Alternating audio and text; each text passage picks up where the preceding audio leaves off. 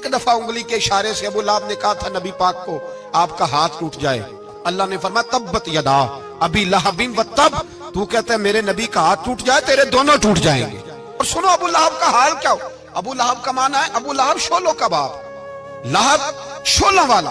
کیا مطلب؟ ابو لہب اتنا حسین و جمیل تھا کہ اس کے جو رخسار تھے شولوں کی طرح چمکا کرتے، اتنا خوبصورت تھا، لال سرخ رنگ تھا، خوبصورت آدمی۔ عرب میں جب غربت تھی تو اس کے گھر میں اس وقت بھی 2 اینٹیں سونے کی تھی، اتنا مالدار آدمی اور سردار تھا سارے مکے کا۔ لیکن نبی پاک کی بے ادبی کی، تمہیں پتہ ہی نہیں کہ رب دنیا میں سب سے زیادہ ناراض ہی اس سے ہے جو اس کے رسول کا بے ادب ہے، سب سے زیادہ ناراض ہی اسی سے۔ ابو لہب نہ گیا بدر کے موقع پر، ڈر گیا، کہنے لگا میں نے نہیں جانا، مکے میں رہ گیا، نہ گیا جہاد کے لیے، مسلمانوں کے خلاف نہ نکلا، لوگوں نے بڑا اس کو لعن طعن کیا۔